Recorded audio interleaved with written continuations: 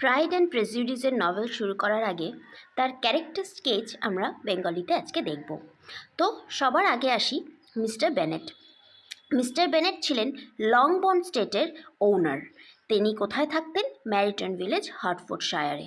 Mister বেনেটের wife ছিলেন Mrs Bennett, যার ছিল 5 জন মেয়ে।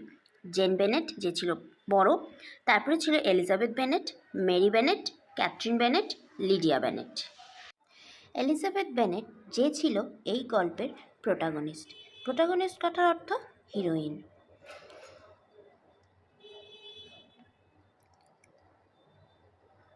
আচ্ছা, তারপর আসি মিসেস বেনেটের।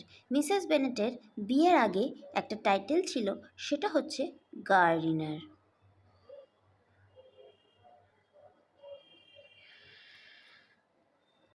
প্রাইড অ্যান্ড প্রেজুডিস এই নভেলটা লিখেছিলেন জেন অস্টেন, আর এটা পাবলিশ হয়েছিল 1813 সালে। এই প্রাইড অ্যান্ড প্রেজুডিসকে রোম্যান্টিক কমেডি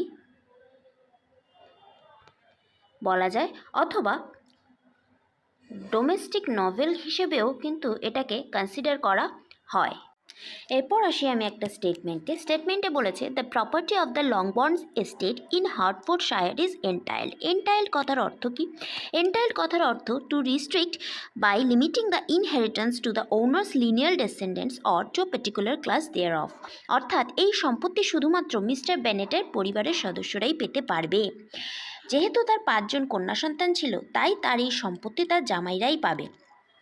এই নিয়ে মিসেস বেনেট ভীষণ চিন্তায় থাকতেন এবং তিনি চেষ্টা করতেন যত তাড়াতাড়ি তার মেয়েদের ধনী পরিবারে তিনি বিয়ে দিতে পারবেন।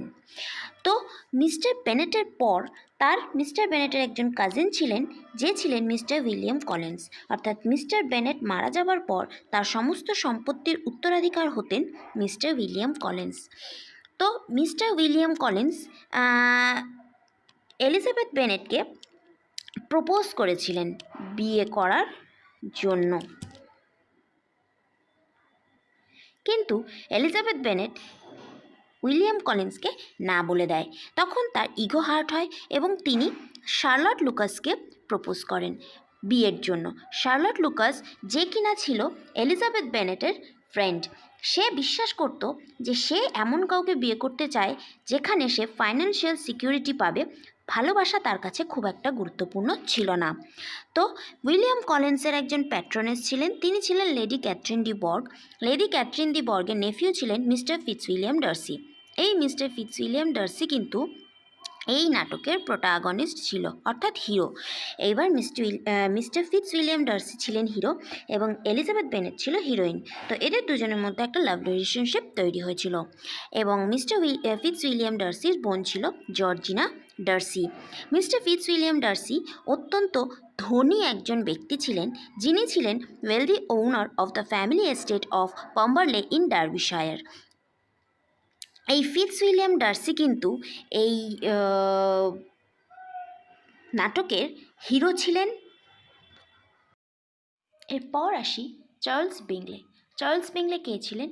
একজন রিচ সিঙ্গেল ম্যান ছিলেন, যিনি কিনা মিস্টার ডার্সির একজন খুব ভালো ফ্রেন্ড ছিলেন। এরপরে আমরা যদিও জানতে পারবো যে চার্লস বিংলেকে স্পাইনলেস লাভারও বলা যায়। তার 2 জন সিস্টার ছিলেন, একজন ছিলেন মিস ক্যারোলিন বিংলে এবং আরেকজন ছিলেন মিসেস লুইসা হর্স্ট। ইনি বিবাহিত ছিলেন এবং ইনি ছিলেন একজন স্পিনস্টার। চার্লস বিংলেকে দেখে, যিনি কিনা অত্যন্ত রিচ এবং হ্যান্ডসাম ছিলেন, তাকে দেখে মিসেস বেনেট চেয়েছিলেন তার যে কোনো এক মেয়ের সঙ্গে চার্লস বিংলেকে তিনি বিয়ে দেবেন। তো এরপরে আমরা যখন পড়বো আমরা জানতে পারবো চার্লস বিংলে জেন বেনেটকে প্রপোজ করেছিল এবং তারপর তাদের দুজনের মধ্যে একটা রিলেশনশিপ তৈরি হয়েছিল। নেক্সট ক্যারেক্টার আসি জর্জ উইকহ্যাম। জর্জ উইকহ্যাম ছিলেন একজন আর্মি অফিসার এবং যে কিনা পালিয়ে গিয়েছিল লিডিয়া বেনেটের সাথে। লিডিয়া বেনেট ছিল মিসেস বেনেটের সবথেকে ছোট মেয়ে এবং তারা পালিয়ে গিয়ে বিয়ে করেছিল। এই ছিল তাদের বেসিক ক্যারেক্টার স্কেচ।